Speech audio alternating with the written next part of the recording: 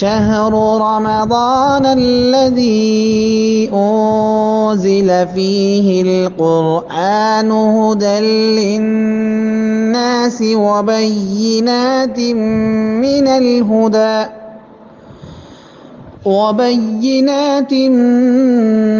الهدى والفرقان.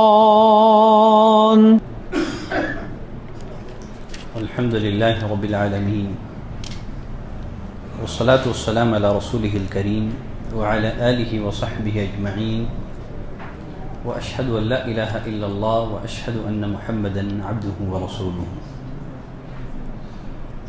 قیام اللیل میں تراویح کی صلاۃ میں آج آپ نے 20ویں پارے کی تلاوت سماعت فرمائی. 20واں پارہ سورۃ النمل کے بقیہ حصے پر، سورۃ القصص پر اور ساتھ ہی سورۃ العنکبوت کے ابتدائی حصوں پر مشتمل ہے. اللہ نے 20ویں پارے میں ارشاد فرمایا امن یجیب المضطر اذا دعاہ، کون ہے جو بے بس کی دعا کو جب وہ بے بسی میں پکارتا ہے تو اس کی پکار کو کون ہے جو سنتا ہے. وَيَكْشِفُ السُّوءَ، کون ہے جو اس کی مصیبت کو دور کرتا ہے. کون ہے جو تمہیں زمین کی خلافت عطا کرتا ہے. اَإِلَٰهٌ مَّعَ اللَّهِ، کیا اللہ کے علاوہ اور کوئی معبود ہے. قَلِيلًا مَّا تَذَكَّرُونَ، بہت کم تم نصیحت حاصل کرتے ہو. مشرکین مکہ جانتے تھے، اس حقیقت کا اعتراف کرتے تھے کہ مشکلات اور مصائب میں اللہ ہی ہے جو ہمارا سہارا ہے. یہی وجہ ہے یہ مصیبتوں میں، پریشانیوں میں صرف اللہ کو پکارتے تھے. تو اللہ نے فرمایا امن یجیب المضطر اذا دعاہ، کون ہے جو بے بس کی پکار کو سنتا ہے جب وہ اسے پکارتا ہے، اس کی پریشانی کو دور کرتا ہے، زمین کی خلافت عطا کرتا ہے. زمین کی خلافت عطا کرنے کا مطلب کیا ہے؟ خلیفہ اس کو کہتے ہیں جو ایک کے بعد آئے. اللہ تعالیٰ ایک قوم کے بعد دوسری قوم کو لاتا ہے، ایک نسل کے بعد دوسری نسل کو لاتا ہے. اگر اللہ تعالیٰ چاہتا سارے کے سارے انسانوں کو ایک بار پیدا کر دیتا. اللہ نے ایسے نہیں کیا. ایک قوم کے بعد دوسری قوم، ایک نسل کے بعد دوسری نسل.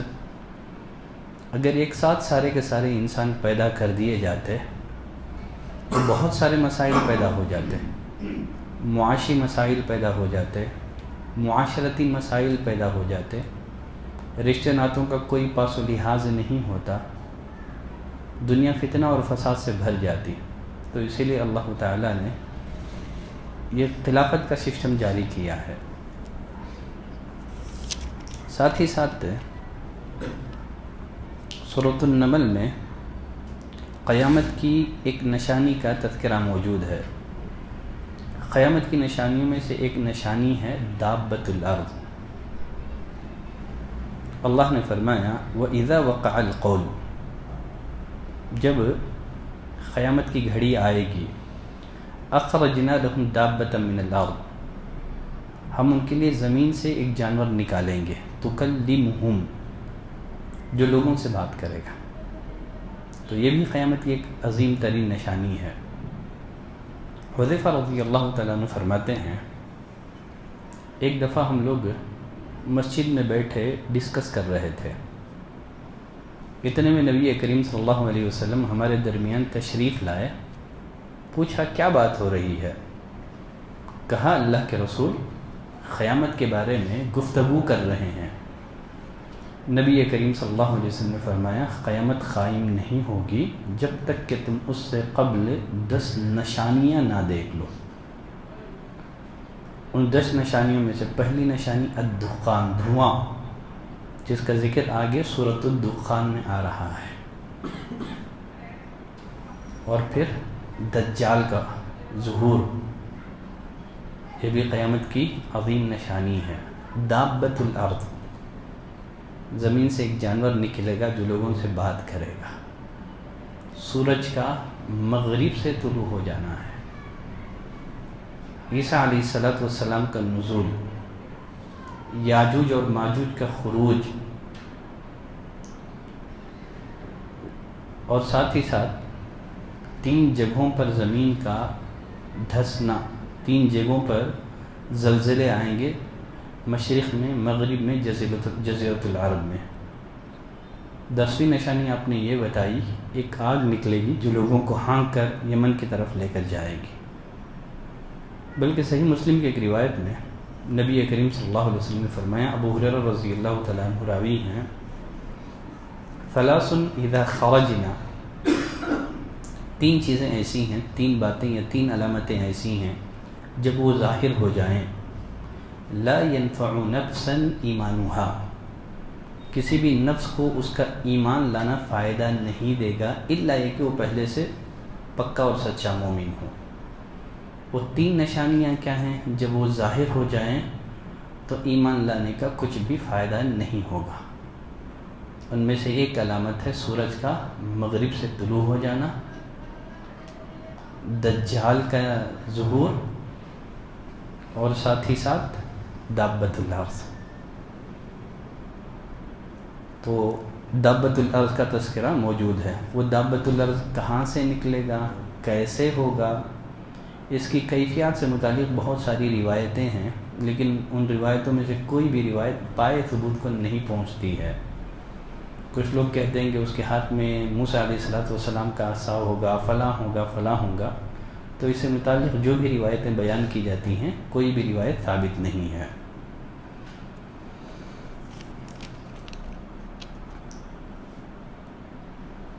اس کے بعد سورۃ القصص کا آغاز ہو رہا ہے۔ سورۃ القصص میں اللہ تعالیٰ نے پھر سے ایک بار موسیٰ علیہ السلام کا واقعہ ذکر کیا ہے، پیدائش سے لے کر کے فرعون کے محل میں پہنچا دیے جانے تک، پھر فرعون کے محل سے ماں کے آغوش میں پہنچا دیے جانے تک، پھر اس کے بعد جوان ہونے سے لے کر کے مدین کا سفر۔ اللہ نے فرمایا وَلَمَّا بَلَغَ أَشُدَّهُ، جب موسیٰ جوان ہوئے ہم نے انہیں دانائی اور علم عطا کیا۔ وَكَذَلِكَ نَجْزِي الْمُحْسِنِينَ، اسی طرح ہم محسنین کو بدلہ دیتے ہیں۔ فرماتے ہیں ایک دفعہ موسیٰ علیہ السلام ایک شہر میں داخل ہوئے، لوگ غفلت میں تھے، ممکن ہے لوگ سو رہے ہوں، عشاء کے بعد کا وقت ہو یا صبح کا وقت ہو۔ انہوں نے 2 لوگوں کو لڑتے ہوئے پایا، ایک بنی اسرائیل کا شخص تھا اور دوسرا قبطی تھا، فرعونی تھا۔ جو بنو اسرائیل کا فرد تھا اس نے موسیٰ علیہ السلام کو مدد کے لیے پکارا۔ موسیٰ علیہ السلام مدد کو گئے، جو فرعونی تھا اس کو ایک گھونسا مارا، اس کی موت ہو گئی۔ موسیٰ علیہ السلام کو غلطی کا احساس ہوا، کہنے لگے ھذا من عمل الشیطان، یہ شیطانی عمل ہے۔ اللہ سے معافی مانگی، ربی انی ظلمت نفسی فاغفر لی، اے اللہ میں نے اپنی جان پر ظلم کیا ہے، اے اللہ تجھے معاف کر دے۔ اللہ نے معاف کر دیا۔ قرآن کہتا ہے موسیٰ علیہ السلام ڈرتے ہوئے صبح کی کہیں راز فاش نہ ہو جائے۔ پھر دوسرے دن کیا دیکھتے ہیں، وہی بنو اسرائیل دوسرے فرعونی کے ساتھ جھگڑ رہا ہے۔ پھر سے اس نے موسیٰ علیہ السلام کو دیکھ کر کے مدد کے لیے پکارا۔ موسیٰ علیہ السلام نے اس سے کہا انک لغوی مبین، تو سری گمراہ ہے۔ پھر موسیٰ علیہ السلام مدد کے لیے آگے بڑھے، چونکہ موسیٰ علیہ السلام نے اس سے کہا تھا تو سری گمراہ ہے۔ اب وہ ڈر گیا، کہیں موسیٰ کا نشانہ وہ تو نہیں ہے، چنانچہ اس نے راز فاش کر دیا، کہا اے موسیٰ کل تو نے ایک نفس کو جس طرح قتل کیا تھا، کیا آج تو مجھے قتل کرنا چاہتا ہے؟ ان تريد الا ان تكون جبارا في الارض، تو زمین میں ظالم اور سرکش بن کر کے رہنا چاہتا ہے، اصلاح نہیں چاہتا ہے، راز فاش کر دیا اس نے۔ اب اس کے بعد ہوا کیا، فرعون کے دربار میں موسیٰ علیہ السلام کے قتل کے منصوبے ہونے لگے۔ چنانچہ ایک شخص جو موسیٰ علیہ السلام کے محسنین میں سے تھا وہ آیا، کہنے لگا فرعون کے دربار میں آپ کے قتل کے منصوبے ہو رہے ہیں، بہتر یہی ہے کہ آپ مصر سے ہجرت کر جائیں۔ موسیٰ علیہ السلام ڈرتے سہمتے ہوئے نکلے، زبان پر دعا جاری تھی، ربی نجینی من القوم الظالمین، اللہ ظالم قوم سے نجات دے۔ وہاں سے وہ مدین کا رخ کیے۔ مدین جاتے ہوئے اللہ سے دعا کی، عسیٰ ربی ان یہدینی سواء السبیل، اللہ مجھے سیدھا راستہ دکھائے گا۔ مدین گئے، مدین کے ایک کنویں کے پاس انہوں نے لوگوں کی بھیڑ دیکھی جو اپنے جانوروں کو پانی پلا رہے تھے۔ بھیڑ سے کچھ فاصلے پر دو عورتوں کو دیکھا، دو لڑکیوں کو دیکھا جو اپنے جانور روکے ہوئے تھے۔ یہ قوم سے الگ تھلگ تھے۔ کیوں الگ تھلگ تھے؟ تاکہ مرد اور عورت کا اختلاط نہ ہو جائے، اس لیے یہ الگ کھڑے ہوئے تھے۔ موسیٰ علیہ السلام نے ان دو لڑکیوں سے پوچھا، ما خطبکما، کیا ہے تمہارا معاملہ؟ لڑکیوں نے کہا، جب تک یہ چرواہے اپنی بکریوں کو چرا کر کے لوٹ نہ جائیں اس وقت تک ہم لوگ اپنی بکریوں کو پانی پلا نہیں سکتے۔ وَأَبُونَا شَيْخٌ کبیر، ہمارے جو والد ہیں بہت بوڑھے ہیں، اسی وجہ سے بکریوں کو چرانا، ان کو پلانا، یہ سارے کام ہمیں ہی کرنے پڑتے ہیں۔ تو معلوم ہوا کہ اگر کوئی ویلڈ ریزن ہو تو عورتیں بھی پوری جو شرعی حجاب ہے اس کی پابندی کرتے ہوئے، کبھی کبھار اگر ان کو جاب کرنے کی ضرورت پیش آئے، گھر میں والد ہیں اور کوئی کما کر دینے والا نہیں ہے، بوڑھے والد ہیں، تب اس صورت میں اگر عورتیں گھر کے باہر کی جو ذمہ داریاں ہیں اس کو بھی سنبھال لیتے ہیں تو اس میں بھی کچھ قباحت نہیں ہے۔ اب یہ شیخ کبیر کون تھے؟ مفسرین کا ایک طبقہ مانتا ہے کہ وہ شعیب علیہ السلام تھے، اس لیے کہ مدین کی طرف شعیب علیہ السلام ہی بھیجے گئے تھے۔ لیکن محققین علماء کا ماننا یہ ہے کہ وہ شیخ کبیر شعیب علیہ السلام نہیں تھے۔ علامہ ابن کثیر کی بھی یہی رائے ہے، اس لیے کہ شعیب علیہ السلام کا جو دور تھا نا، موسیٰ علیہ السلام سے بہت قبل کا دور، یہ ابراہیم علیہ السلام کے بعد ان کا دور تھا، کیونکہ خود شعیب علیہ السلام نے اپنی قوم سے کہا تھا، وَمَا قَوْمُ لُوطٍ مِّنْكُمْ بِبَعِيدٍ، قوم لوط کا زمانہ بہت دور نہیں ہے، ابھی قوم لوط کا انجام تم دیکھ چکے ہو۔ تو مطلب کیا ہے، ابراہیم علیہ السلام کے بعد کا ہی دور شعیب علیہ السلام کا دور تھا، تو وہ شعیب علیہ السلام نہیں تھے، کوئی شیخ کبیر، کوئی نیک انسان تھے۔ خیر، موسیٰ علیہ السلام نے احسان کرتے ہوئے ان کو پانی پلا دیا، پھر ایک سائے کی طرف آئے، اللہ سے دعا کرنے لگے، اللہ تو جو بھی خیر اتارے گا میں محتاج ہوں۔ پھر کیا ہوا، فَجَاءَتْهُ إِحْدَاهُمَا تَمْشِي عَلَى اسْتِحْيَاءٍ، جن دو لڑکیوں کو آپ نے پانی پلایا تھا یا بکریوں کو پانی پلایا تھا، ان میں سے ایک لڑکی حیا سے چلتی ہوئی آئی۔ اللہ نے جس لڑکی کی حیا کی شہادت دی ہو تو پھر وہ حیا کیا ہوگا اللہ ہی بہتر جانتا ہے۔ حیا سے چلتی ہوئی آئی۔ ابن ابی حاتم نے اس آیت کی تفسیر میں عمر بن الخطاب رضی اللہ تعالیٰ عنہ کا قول نقل کیا ہے۔ وہ فرماتے ہیں، اپنا چہرہ ڈھانپے ہوئے آئی، بے باک عورتوں کی طرح نہیں جو بے خوف و خطر آتے ہیں، بلکہ شرم اور حیا سے چلتی ہوئی آئی۔ آ کر کے کہنے لگی، ان ابی یدعوک لیجزیک اجر ما سقیت لنا، آپ نے جو ہمارے ساتھ احسان کیا ہے، ہماری بکریوں کو پانی پلایا ہے، ہمارے ابو آپ کے احسان کا بدلہ دینے کے لیے بلا رہے ہیں۔ هل جزاء الاحسان الا الاحسان، احسان کا بدلہ احسان ہی ہو سکتا ہے۔ خیر، موسیٰ علیہ السلام شیخ کبیر کے گھر پہنچے، سارا واقعہ جو مصر میں ان کے ساتھ پیش آیا تھا بتا دیا۔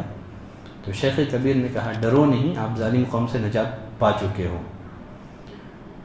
شیخ کبیر کی ان 2 بیٹیوں میں سے ایک بیٹی نے کہا اے ابا جان آپ اس کو مزدوری پہ اپنے ہاں رکھ لیں نا، اس سے کیا ہوگا، محنت اور مشقت سے ہم لوگ بچیں گے، ہم لڑکیاں ہیں، باہر جائیں، بکریوں کو چرائیں، پانی پلائیں، اچھا ہے آپ ان کو اجرت پہ رکھ لو، اس لیے کہ یہ طاقتور بھی ہیں، امین بھی ہیں، امانت دار بھی ہیں۔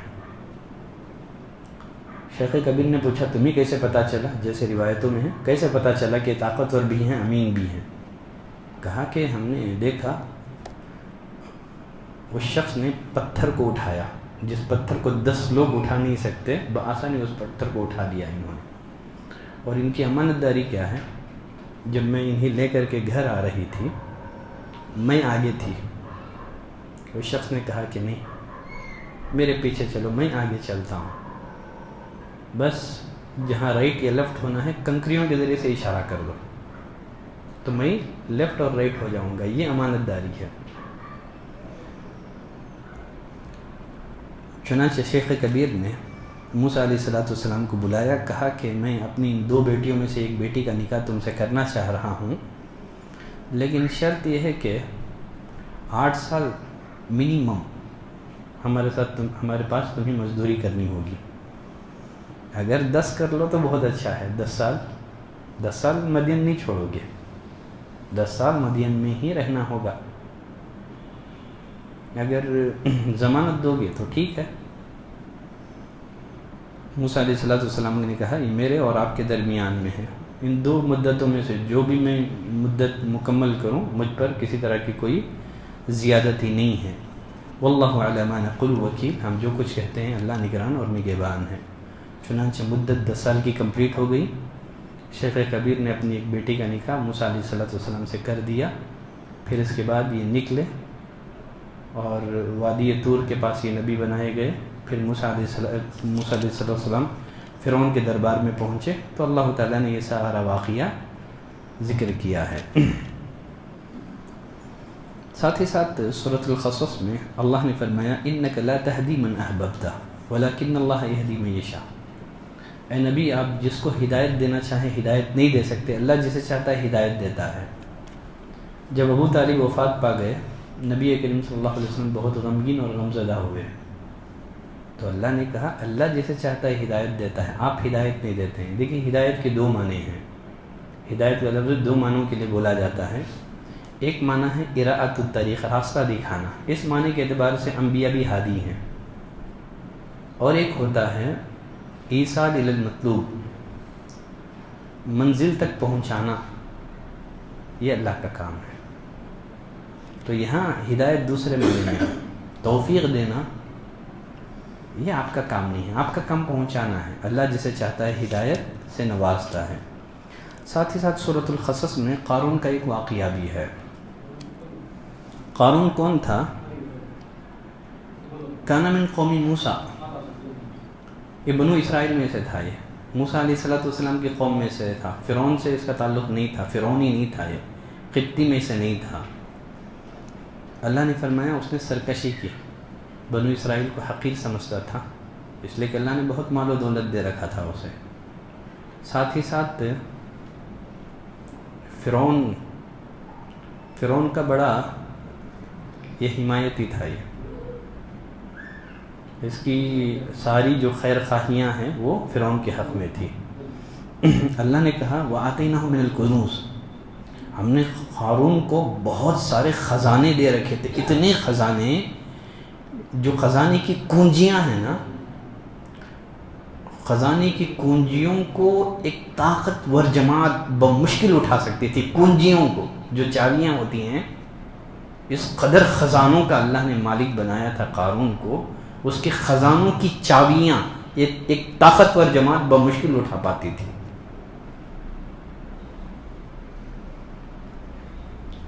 اذ قال له قومه، قوم کے لوگوں نے نصیحت کی اترا مت، اللہ اترانے والوں کو پسند نہیں کرتا ہے، اللہ نے جو مال دیا ہے جنت میں گھر بنا لے، ولا تنسى نصیبک من الدنیا، اس مال میں سے دنیا میں تیرا جو حصہ ہے اسے مت بھول۔ مال میں سے انسان کا حصہ کتنا ہے؟ ایک حدیث میں نبی کریم صلی اللہ علیہ وسلم نے فرمایا انسان کہتا ہے میرا مال میرا مال میرا مال، یقول العبد مالی مالی مالی. آپ نے فرمایا مال میں سے انسان کے 3 ہی حصے ہیں. ایک جو کھایا ختم ہو گیا، پہنا بوسیدہ ہو گیا، جو صدقہ کیا اس نے آخرت کے لیے ذخیرہ کر دیا، بقیہ جو بھی ہے اس کا نہیں ہے، وہ دوسروں کے لیے چھوڑنے والا ہے. اتنا ہی انسان کا اپنا حصہ ہے. کہا گیا اس سے وہ احسن کما احسن اللہ الیک، اللہ نے تیرے ساتھ جس طرح احسان کیا ہے لوگوں کے ساتھ بھی احسان کر، فسادی مت بن. وہ کہنے لگا اللہ کا مجھ پر کوئی احسان نہیں ہے، جو میرے پاس مال ہے میں نے اپنے علم سے اپنے ٹیلنٹ سے میں نے کمایا ہے اسے. اللہ نے فرمایا ایک دن کیا ہوا، فخرج علی قومہ، وہ اپنی قوم کے پاس آیا ایک دن پورے ٹھاٹ باٹ کے ساتھ، اپنی مال اور دولت کی نمائش کرنے کے لیے، اور ساتھ ہی ساتھ موسیٰ علیہ السلام پر مسلمانوں پر اپنا روب بٹھانے کے لیے پوری ٹھاٹ باٹ کے ساتھ نکلا. کیا ٹھاٹ باٹ، شان اور شوکت. اللہ نے کہا اس کی شان اور شوکت کو، ٹھاٹ باٹ کو دیکھ کر کے جو دنیاوی زندگی کے طالب ہیں کہنے لگے اے کاش قارون کے پاس جو مال اور دولت ہے ایسی دولت ہمارے پاس بھی ہوتی. اللہ نے فرمایا وقال الذین اوتوا العلم، کہا ان لوگوں نے جنہیں علم دیا گیا. تو علم انسان کو فتنوں میں واقع ہونے سے بچاتا ہے. تو اہل علم نے کہا تباہی ہو تمہارے لیے، اللہ کا ثواب بہتر ہے ان لوگوں کے لیے جو ایمان لائے اور عمل صالح کرے. حرام کمائی سے حاصل کی ہوئی دولت کی خواہش کر رہے ہو. کیا ہوا؟ اللہ نے فرمایا فَخَسَفْنَا بِهِ وَبِدَارِهِ الْأَرْضِ، اللہ نے قارون کو زمین میں ڈھسا دیا، اس کے گھر کے ساتھ اللہ نے ڈھسا دیا. اب وہی لوگ جو کل تک آرزو کر رہے تھے، کچھ دیر پہلے کہہ رہے تھے کاش اللہ نے قارون کو جو جس طرح مال اور دولت سے نوازا ہے، کاش اس طرح مال اور دولت ہمارے پاس بھی ہوتی. اب یہ لوگ کیا کرنے لگے؟ افسوس کرنے لگے. ان کی آنکھیں کھل گئی. معلوم ہوا کہ مال اور دولت کسی کو اس کی قابلیت سے ملتا نہیں ہے، بلکہ اللہ کے فضل سے ملتا ہے. اللہ دے بھی سکتا ہے اور چھین بھی سکتا ہے. 20ویں پارے میں ایک صورت ہے سورۃ العنکبوت. سورۃ العنکبوت کی پہلی اور دوسری اور تیسری آیت میں اللہ نے فرمایا الف لام میم احسب الناس ان یترکوا ان یقولوا آمنا وهم لا یفتنون، کیا لوگوں نے سمجھ رکھا ہے دعوی ایمان کے بعد ہم بغیر آزمائے انہیں چھوڑ دیں گے؟ ہم نے پہلوں کو بھی آزمایا ہے تو ان کو بھی آزمائیں گے. تو ابتلا آزمائش اللہ کا قانون ہے. اللہ آزماتا ہے. کیوں آزماتا ہے؟ لوگوں کے ایمان کا امتحان لینے کے لیے. مکی دور تھا، مسلمانوں کو بے انتہا ستایا جا رہا تھا. تو خباب بن ارت رضی اللہ تعالیٰ عنہ نبی کریم صلی اللہ علیہ وسلم کے پاس آئے. آپ صلی اللہ علیہ وسلم کعبۃ اللہ کے سائے میں ایک چادر کا تکیہ لگائے ہوئے بیٹھے تھے. کہنے لگے اللہ کے رسول آپ دعا کیجئے، ظلم اور ستم کی انتہا ہو گئی، آپ دعا کیجئے ہمارے لیے، آپ اللہ سے مدد طلب کیجئے. نبی کریم صلی اللہ علیہ وسلم نے فرمایا ابھی تم پر وہ دور نہیں آیا ہے جو تم سے پہلے لوگوں پر دور آیا ہے. تم سے پہلے لوگوں کے ساتھ کیا معاملہ کیا گیا؟ خندق کھود دی گئی، گاڑا گیا، آرے کے ذریعے سے انہیں چیر دیا گیا، لوہے کی کنگیوں کے ذریعے سے ان کے جسم سے گوشت مچھا گیا. تو اللہ کا قانون ہے، اللہ آزماتا ہے. آزمائش کی بہت ساری حکمتیں ہو سکتی ہیں، ان میں سے ایک حکمت کیا ہے؟ اہل ایمان کی ایمان اور ثابت قدمی کا امتحان بھی ہے. سورۃ العنکبوت کو سورۃ العنکبوت کیوں کہا جاتا ہے؟ اللہ تعالیٰ نے فرمایا مثل الذین اتخذوا من دون اللہ. عنکبوت کے معنی سمجھتے ہیں؟ مکڑی. عنکبوت کیسے بولتے ہیں؟ مکڑی کو. اللہ نے کہا مثل الذین اتخذوا من دون اللہ اولیاء، ان لوگوں کی مثال جنہوں نے اللہ کے علاوہ دوسروں کو حاجت روا، مشکل کشا، مددگار بنا رکھا ہے، ان کی مثال مکڑی کی سی ہے. اتخذت بیتا، جس نے گھر بنایا. گھر آدمی کیوں بناتا ہے؟ گھر بنایا کیوں جاتا ہے؟ تاکہ وہ گھر آپ کو گرمی سے بچائے، سردی سے بچائے، بارش سے بچائے. مکڑی کا گھر سردی سے بچاتا ہے، گرمی سے بچاتا ہے، بارش سے بچاتا ہے. کہا گھر بنایا اس نے، ان اوہن البیوت لبیت العنکبوت. کہا سارے گھروں میں سب سے کمزور گھر کس کا ہے؟ آپ ہلکے سے انگلی سے اشارے کریں، پورا گھر اس کا تہس نہس اور تباہ و برباد ہو جائے گا. اللہ نے کہا جو اللہ کو چھوڑ کر کے دوسروں کو سہارا بنائے ہوئے ہیں، دوسروں کو حاجت روا مشکل کشا مددگار بنائے ہوئے ہیں، ان کی مثال ایسے ہی ہے. انہوں نے جن کو سہارا بنایا ہوا ہے، وہ سہارے کیسے ہیں؟ وہ تارے عنکبوت کی طرح ہیں. وہ ایسے سہارے قیامت کے دن انہیں کچھ بھی فائدہ نہیں دیں گے. تو یہ 20ویں پارے کی کچھ منتخب آیتوں کا کچھ خلاصہ میں نے آپ کی خدمت میں پیش کر دیا ہے. اتنی باتیں انشاءاللہ کافی ہیں. صلی اللہ علی نبینا محمد وعلی آلہ وصحبہ وسلم تسلیما کثیرا. سبحانک اللہم وبحمدک، اشہد ان لا الہ الا انت، استغفرک واتوب الیک.